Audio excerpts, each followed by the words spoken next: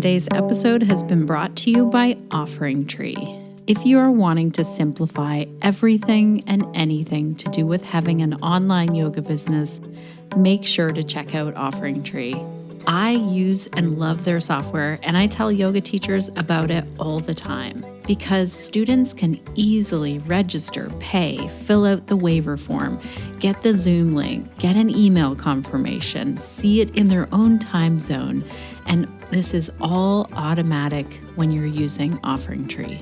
Visit offeringtree.com/Shannon for a special discount just for you because you are a podcast listener.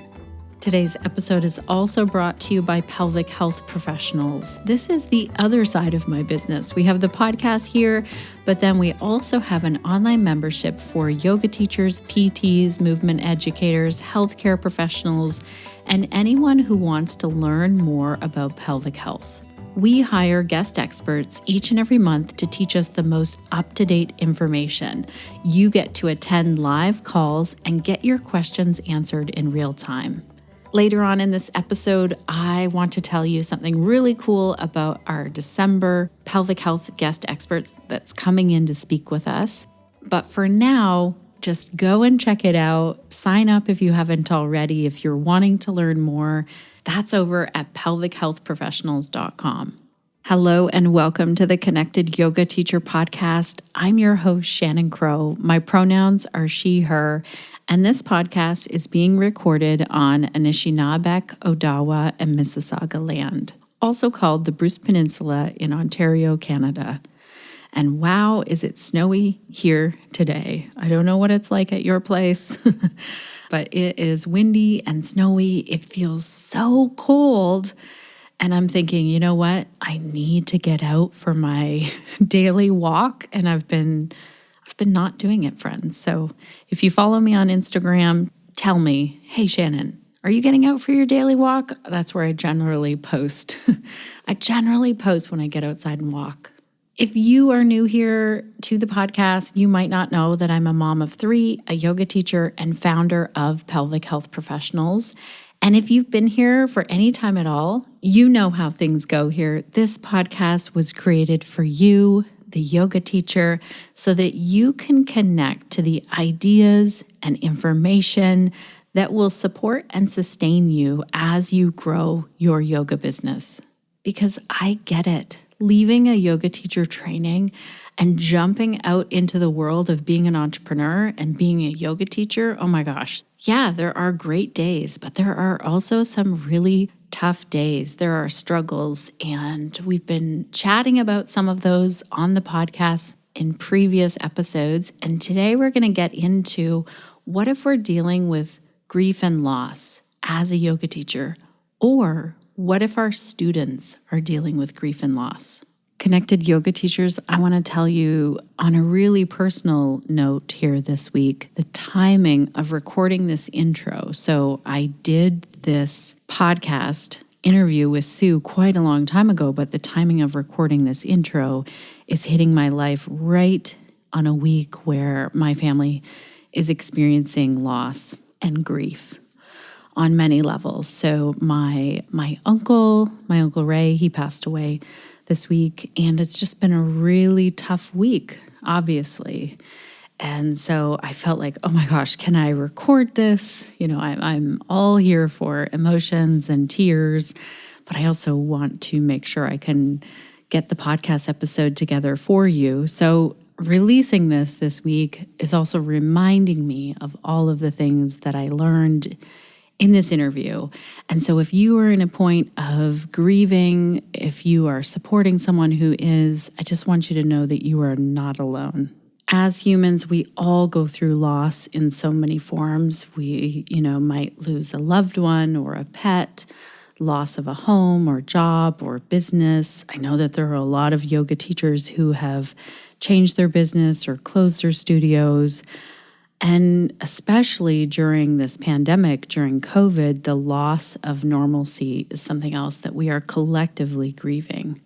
These are all challenging things to deal with, and grief is such a normal part of loss. So how can yoga support us in these times of grief and loss?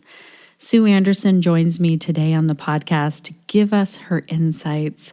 It's so comforting to listen to her. I can't wait to share it with you. Sue works with people who have experienced loss and are grieving through yoga and movement. Meditation, mindfulness, and breath work are key elements that Sue incorporates into her teaching to connect the physical to the spiritual practice. And her goal is to help students find their own practice and enjoy all the benefits that yoga brings. In our conversation, Sue shares how she got into yoga and grief work after her son died, why yoga really is a beneficial tool in navigating grief and loss, and how we can support our yoga students when they come and tell us about the grief or loss that they are experiencing. Sue also explains the role yoga can play in moving through self-blame and criticism, releasing emotions like anger, shame, and guilt, and why grief looks different for everyone. I learned so much from Sue in this conversation, and I think this is a must listen to for every yoga teacher, because at some point we are going to be supporting students who will inevitably encounter loss and grief in their lives.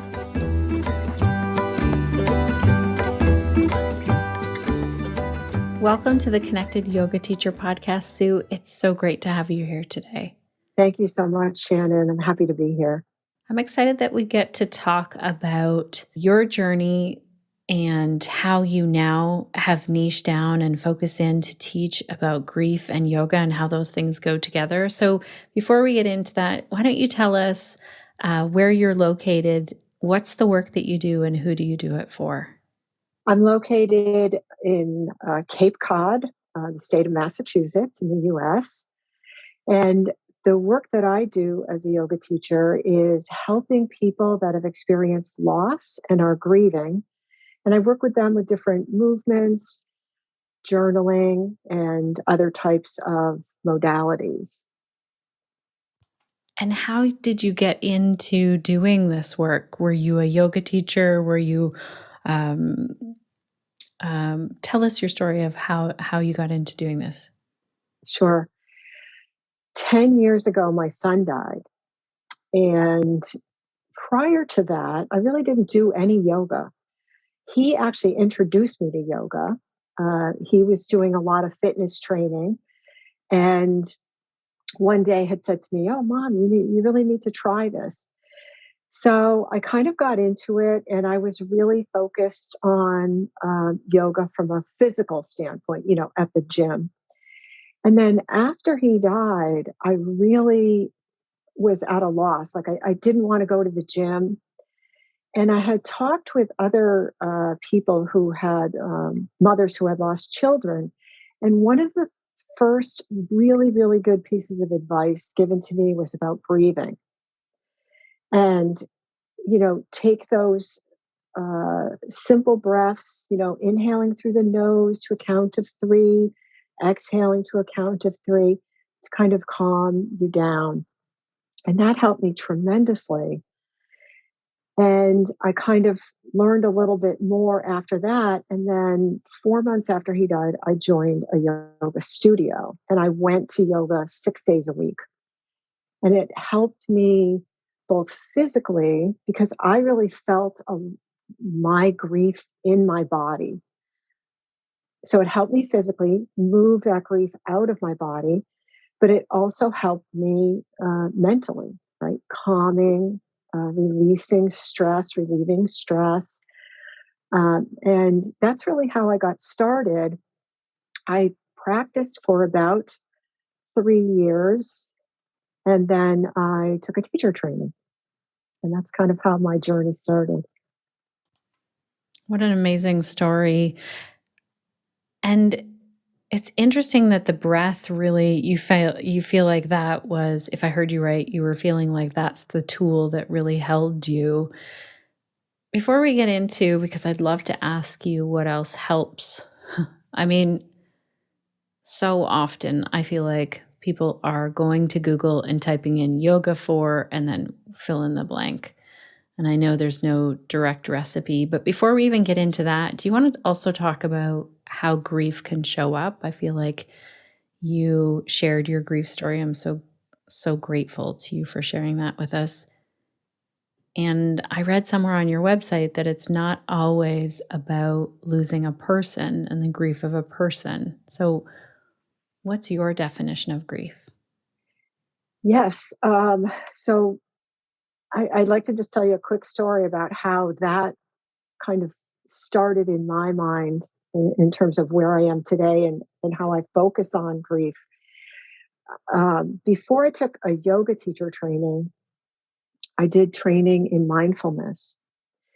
And one of the other participants was a young woman, and she and her husband had lost their dog.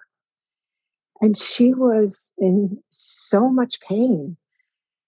She was, oh, she just had so much stress. She was depressed. And, you know, it was like this dog was like her child. And I remember somebody remarking to me, "Oh my gosh, I don't know why she feels like that. You lost a child." And I thought about it and I thought, that dog was like her child. And so she is grieving over this loss. It's so profound because she didn't have children and this was her, her child, right? And so that stayed with me. And as I started working with students and offering classes and workshops, when I was doing my marketing or my promotion about it, I just talked about loss in general. And, losing a pet, losing a house, having to move. Of course, the pandemic opened that up, right? I mean, gosh, losing your job, losing normalcy. And people didn't realize that all of the symptoms they were feeling was really grief. And in fact, there was a lot of articles about this, that what you are feeling is actually grief. And so when we experience loss, we grieve. We have different emotions that show up at different times. And it could be anger, it could be depression, it could be sadness. Um, all kinds of emotions will show up, and they'll certainly show up at different times. So that might be the outward expression, right? You might express this as being mad at somebody else, but it's really you're grieving about something that's happened. But you're also feeling it inside. So you're feeling that stress. You're feeling that um, that grief is actually in your shoulders. It's in your hips. It's in your chest. You just and now you're feeling it physically. Maybe you're actually getting ill from these effects of grief. And and so all of the movements and all the things that we talk about in these programs um, can help for any type of grief because it's releasing the emotion from the body. Oh, this is so good. I like how you called that in that story of there's really we can't compare our grief. We can't say like my Right. grief is worse than this other person's grief, but I can see how it would be tempting looking, that friend of yours who was saying like, look at this person grieving this. And so I feel like I already know the answer to this, but I want to ask you anyway. Mhm. Is there like because grief is personally, I can say that I've had a year of a lot of grief and it's really heavy. And there are times where I feel like, okay, what's going to move this? Like, let's get on this, Shannon. Let's, do some movement, do some meditation, do some breath practice. Like, it's almost like I get a little impatient and I want the magic pill to fix the grief. Right, right. Well, of course there isn't one, right? You Right? know There that. isn't one. Uh, so why is yoga effective for grief and why is movement and all of the parts of yoga effective? Well, yoga is effective for grief because there yoga, as we know, yoga is just not poses and movement. Yoga is breath work. Yoga is meditation. Yoga is just allowing yourself to soften, to get, be comfortable in your body, know what's happening inside. So getting in touch. And I think when you allow yourself, and going to a class guides you into that. So that's why for me, I explained that I went 6 days a week, right? I just needed somebody else to help guide me. And after every class, something was released. It could be physical, could be I was crying, could be I felt better, could be I didn't feel a heaviness or like a cloud in my chest over time. So I think it allows that movement and it allows us to soften. The other thing about grief, and this is certainly depending on what your loss is that you may also feel that you're to blame for something. So it's the self critical pieces, right? So I could have done this. I should have done that. Why didn't I do this? So yoga helps you get into that space, right? Allow yourself to forgive yourself.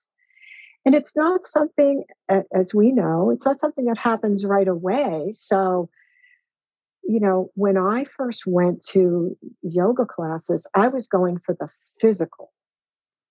It probably took me a year before I really got into the meditative parts of it and kind of tipped the scale, if you will, and said, okay, I want to go to more, I want to go to slower classes. I want to go to a meditation. I want to do a yoga nidra, sound, the healing bowls or something like that. So it's a process, but it's a process of just understanding yourself. I think that's a really important thing about yoga. That's so helpful. What would you say to a yoga teacher when they have a student come to class and share their how they're feeling in their grief in whatever way? Because I know that could show up in many ways. Someone might be visibly crying and upset and not really saying why, or just flat out tell you about their loss or their grief that they're experiencing. And like you said, it can be in this pandemic of, people just Right. coming in and like really stressed out about many other things. And it's that grief of missing our quote unquote normal lives before the pandemic. So what do we do as yoga teachers then? Well, I think my recommendation is that, first of all, we know we can't fix it. So that's really important. So it's acknowledging and letting the person know that they are free to do whatever they need to do. So if they need to walk out of, assuming you're in a physical class, together, walk out of class, go to the restroom, get water, come back whenever they want, take another pose. Um, I remember being in a class myself where another student, who I did not realize it at the time, but subsequently she told me that her husband had passed away. And the teacher knew it. And all the teacher did was just take the box of Kleenex and put it right next to her.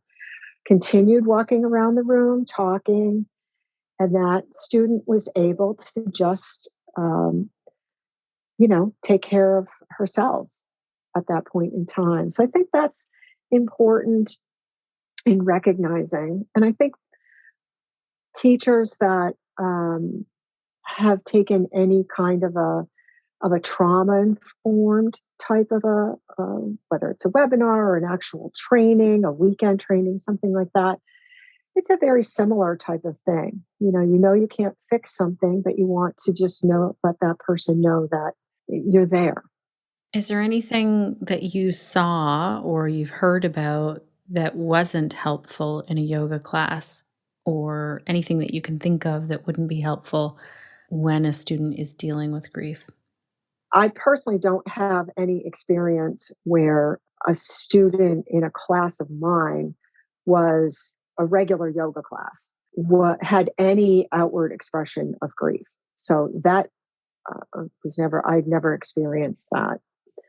Um, Certainly in classes that I teach that are specifically for people that are grieving is a different story. But in a typical yoga class, um, I had no students that I knew were experiencing any kind of loss.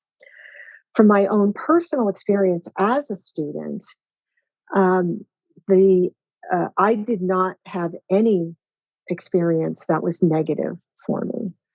Um, now going back 7 years, where it was very typical in classes like restorative yoga, yin yoga, well, even in any class to do um, hands on. Whereas, now we're more mindful of that from a trauma informed standpoint, but also just from the pandemic. Um, the hands on touch. Um, was done very mindfully, would you like or not? So I never had that experience. What was difficult for me in the class was that I was afraid to share anything. So even though I went to these classes, I got to know a lot of people. It was 3 years before I told my story. And to probably 5 people where we all attended an outdoor yoga festival in the summer. So that was hard for me, not being able to share. And that experience led me to want to work with groups of students that were all experiencing this loss. So they felt like they could share things and not be, and know everybody else in the room was there for the same purpose. Oh, that's a really powerful share. Thank you so much. That You're welcome. for whatever reason you didn't come to this place, probably like getting to know people and safety and everything else, and really, where else would it come up until you start to connect with people more and more in that yoga community?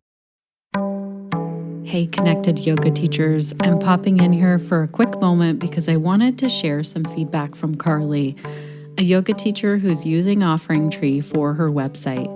Many of our listeners have heard about OfferingTree, this amazing all-in-one platform for yoga teachers, and many are asking, what does a website look like with this? So I want to share in the show notes today a link to Carly's website, because you might be busy and on the go. I also want to share what Carly said when asked about OfferingTree. Well, for years, there's always been this hovering, I should get a website. I should get a website. People don't know how to find me if they look me up after a class. There's nowhere to go. But I just never knew where to start. And I've never built a website before. And it's just something that was easy for me to just keep putting off. And when I got serious about doing this, go it alone. Well, how am I going to do it? I have Zoom. So I looked into it, and I was considering other options. And it was kind of that mixed with taking the plunge of going out alone. It felt very risky at the time. And there I am, because they let you kind of build it first, see how it looks before you press the button. And there I was talking to my husband, like, am I just going to be throwing away this investment of money to commit to this for a year when I don't even know if anybody's going to show up?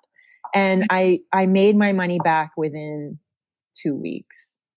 There you have it, connected yoga teachers. If you're thinking about trying OfferingTree, you can go to our show notes, theconnectedyogateacher.com/302, and look for the link to Carly's website, radicalrestyoga.com, where you can have a look and see what this website looks like. And also remember that you can try OfferingTree for 14 days for free, and all of our listeners then have a special discount code which you can find over at offeringtree.com/Shannon. Thank you for all the work that you do, Carly. Your website looks amazing, and I'm so glad to hear that Offering Tree is supporting you. Now let's get back to our conversation with Sue.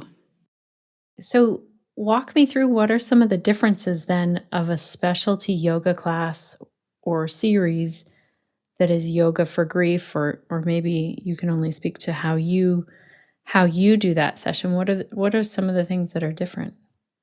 So the first thing for me is again, I'm talking about from a marketing standpoint and promotion. I call this movement. So I call what I do move your grief. And the reason is because a lot of people that have never done yoga, when they hear yoga, they say, I can't do yoga. This isn't going to be for me. So having the main words, the title of the program be called Move Your Grief, it takes out that first fear of I can't do yoga, right? So, okay, it's just movements. In a description, I'll talk about what we'll do for yoga, but I want to make people feel very comfortable that, there are no headstands or something that they got a picture in their mind of what yoga might be, a yoga poses might be. So what we do, or what I did when I first started, so I've been migrating, if you will, my teaching and my focus to these specific grief classes since 2019, and it's taken me about a year to really own it and embrace it. It took me a year because it was kind of scary. Like, do I really only want to focus on this? Um, you know, is this is my purpose, I feel, but it took me a little bit of time. And so over that time, I was able to figure out, what was the best sequences, what was the best journaling or other things that I wanted to add in. So over the last year in 2021, I focused on workshops. So either a one day in person or a one day on Zoom. I'm not a day, sorry, 90 minutes, 90 minutes on Zoom, 2 hours in person, where we start out with a welcoming circle that allows everybody to take a moment and just connect with their loss. So that's the first thing that we do. So it might be take your hands to your heart and connect with your loss. Say it out loud if you'd like, or say to yourself. So some people, if you're in person, they would say it out loud. If you're on Zoom, they could share it or just say it to themselves. So having that connection was really important, to acknowledge that everybody was in the same place in terms of losing something or somebody. And then moving into recognizing where you're feeling this grief. So thinking about different areas of the body where we hold stress and hold tension. And again, you might feel, as I did, I kind of described, I had a cloud in my chest. That's what it felt like to me. That's where all this heaviness was. So being able to acknowledge where that was and then just press my hands to that area, feel the warmth, maybe massage it. And so people kind of have that connection, right, to where their grief might be living in their body. And from there, depending on what we might want to focus on or what I might build the class around, we could go from just simple stretches, simple movements, maybe moving the energy, so when you do a movement and then flick your fingers and let the energy come out. And then moving into, once we've recognized where this is, then looking at other emotions that we might be feeling, like anger, like guilt, and taking poses which are called, or could be called, powerful poses. And powerful poses could be things like wood chopper or punching or pulling up the weeds. So a lot of, forceful motions, things like that, moving your elbows back, and using sound.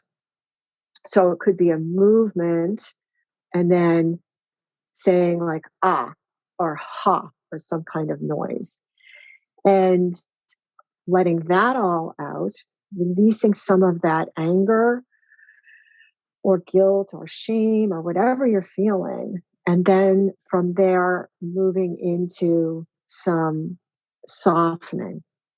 So breath of joy and other kinds of softening poses. And then from there, I'd like to add in strength building poses like warriors and goddess and typical yoga poses. Um, and and then end with on the floor, simple stretches, and then 20 or 30 minutes of restorative. Because restorative, really, really important. In general, I don't think any of us rest enough. In particular, if you're holding a lot of grief or stress, you're probably resting even less. So that restorative component is really important. So that would be like a typical kind of class that I would run.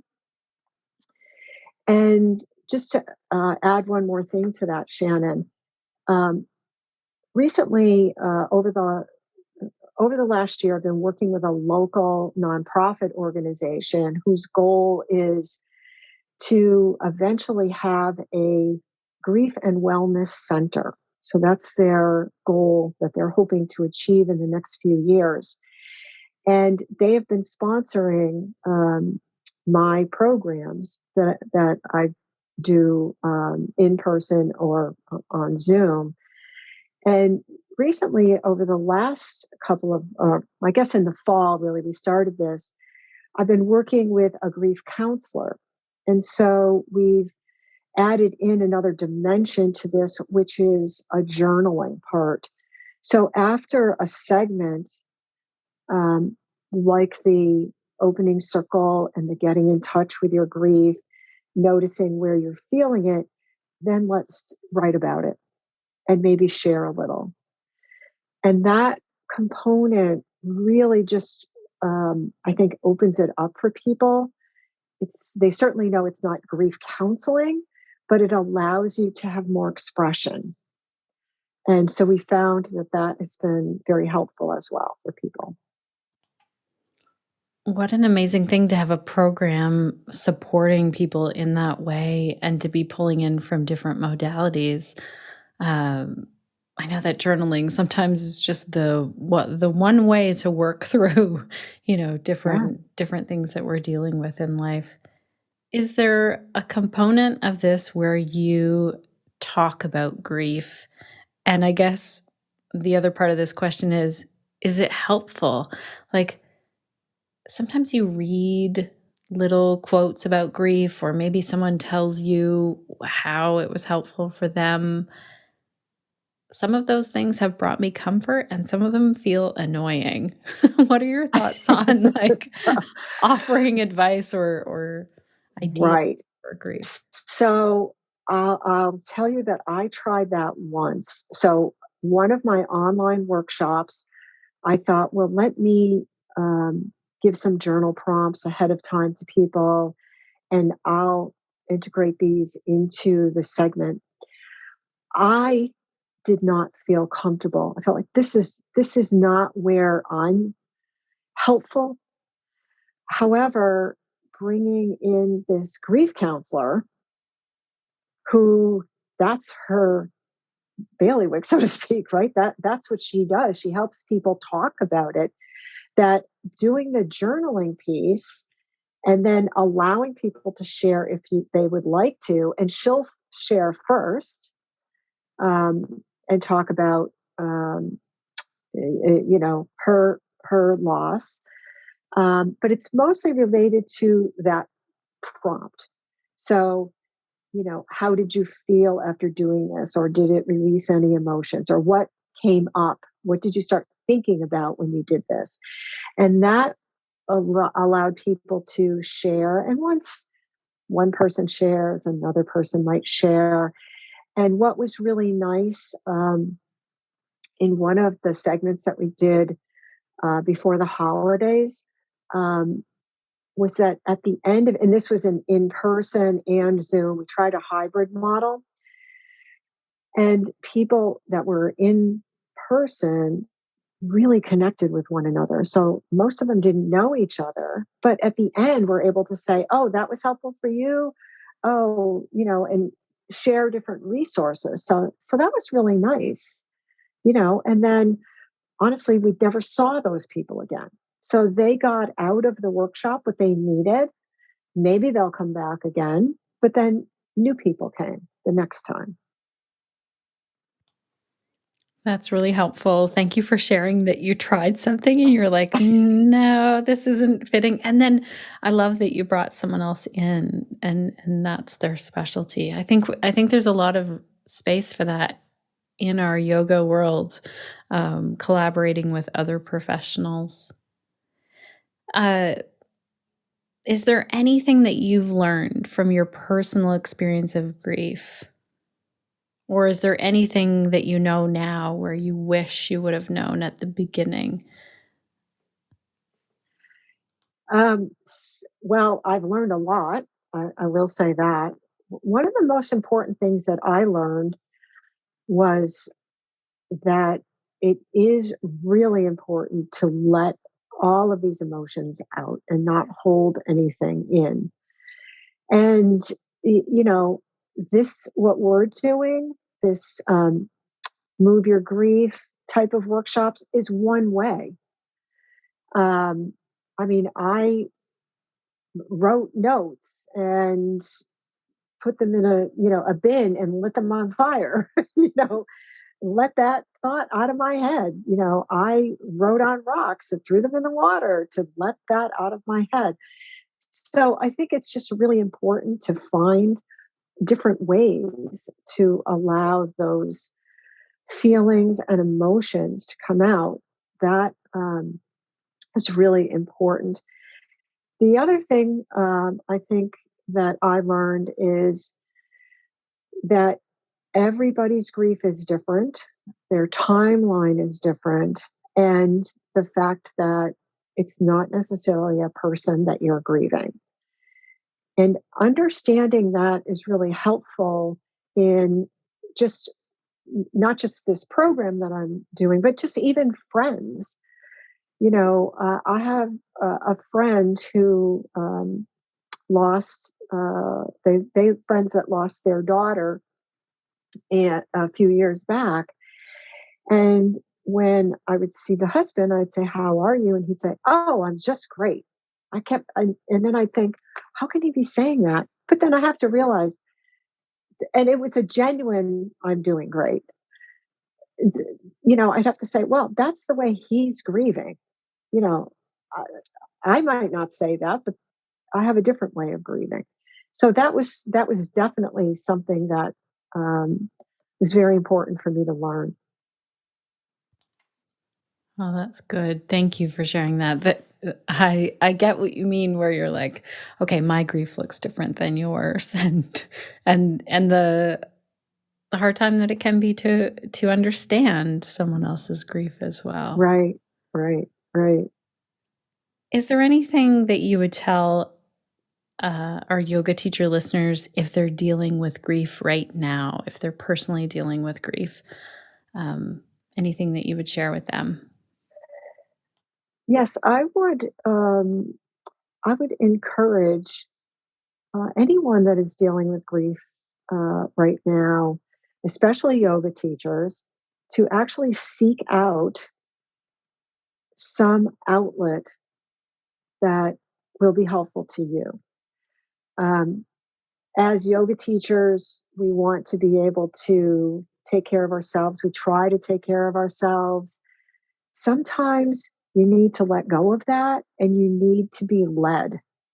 You need somebody else to help you. And that might get you back into your practice because you know how to calm your mind, you know how to move your body. But just having that other somebody to talk to, even if it's just somebody else leading a meditation or a grief group, just talking it out, I think is really helpful. Kind of allowing yourself to be led and to be nurtured by another person. That really rings true. I think sometimes I can only speak for myself in this. Sometimes I know what it feels like to think, well, I've got this. Yeah. And I love how you said that's nurturing ourselves when we are allowing someone else to lead, whether that's, going to see a grief counselor or going to a group or going to a yoga class that's specific for grief. Right. How do our listeners, if they're interested in taking a class with you or a workshop with you, how do they connect with you? They can go to my website, which is sueandersonyoga.com. And my last name is Andersen. And you'll find resources there. I also have videos on YouTube and a downloadable PDF that has some helpful tips that people can utilize. Well, thank you so much for doing this work, Sue, and for sharing this with us today. If our listeners have questions, I'd encourage them to reach out to you or share in our comments underneath the show notes. I just really appreciate your time and thank you for sharing how this looks and how it's helped you in your life. Is there anything else that you'd like to say as we wrap up and say goodbye? I would also just like to give a shout out to Paul Denniston. And Paul Denniston of Grief Yoga has helped me. His program in grief movement training has really helped me in establishing what I'm doing today. And I just wanted to give him a shout out there.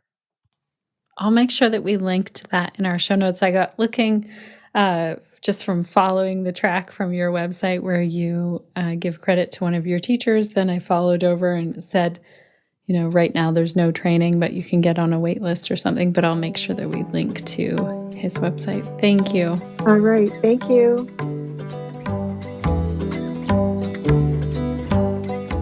Oh my goodness. Thank you again, Sue, for sharing all of this information with us. Thank you, Connected Yoga teachers, for showing up and listening all the way until the end of today's episode. That means a lot. One of my key takeaways here for myself is just this reminder again, as Sue said, everyone experiences and deals with grief in different ways. And this is such a good reminder for myself, as well as when I am supporting friends or family who are dealing with loss and grief. I also really appreciate what Sue said about sometimes we need to let go of being in charge of our own self-care when we're dealing with something that's really tough and put it in someone else's hands. So if you are dealing with a tough time right now, see if you can find a way to do that. Maybe this is signing up for a yoga class. Maybe it's specific to grief and loss. Maybe you're signing up for a massage or, some sort of a retreat or something for yourself where someone else is leading it. I've been really thinking about that lately because I can get so caught up in I'll take care of my own yoga practice, my own stuff. Also, I'm thinking about this in terms of, and I've shared this on the podcast, one thing that I have added in is just this regular appointment with my counselor. That is helping so much to have that quarterly check-in Yeah. So I'm hoping that maybe me sharing some of this is helpful for you. And also, if you have thoughts on what has helped you through grief or loss, or what you use to support people who are dealing with grief and loss, I'd love to hear about it in the comments. Oh, and I wanted to tell you about one other thing. Andersen Cooper did an amazing podcast series. Let me look up the name of it, and then I'll include it in the show notes. Okay, the name of it is All There Is. I had to listen to this, and I just found the stories in this podcast and the real vulnerability shared and thoughts and feelings around grief were so helpful for me. So have a listen to that one if you'd like to dig in a little bit further as well. And check out Sue's offerings. All of the links will be over at theconnectedyogateacher.com/302. I also wanted to tell you about one way that we could hang out together this month, actually today. If you're listening in real time, I am doing a live call inside of Pelvic Health Professionals with Niev Daly, who we had on the podcast talking about yoga and menopause. And what's really cool is we're going to do a call. Yes, there's a replay. So if you're listening after December the 12th and you still want to jump in on this, you can. We're going to do a 15-minute yoga for menopause flow with Niev, and then she is going to break down why she puts those things in a yoga class or in a flow for people that are dealing with the symptoms of perimenopause or menopause. So if you would like to get access to this live call and the replay, along with such a wealth of information from worldwide pelvic health guest experts, find us over at pelvichealthprofessionals.com. Huge thanks to our entire team over here, Suzanne, Crunch, and Sinead, for making today's episode possible, but also for doing so much to support the Connected Yoga Teacher community. And thank you, dear listener, for being here, for digging into this sometimes very raw topic, for listening all the way to the end. I really appreciate and am grateful for your time spent here. And I'm also curious to know, what will you be doing this week to stay connected to yourself, your yoga practice, and to your community so that you can share the yoga that lights you up?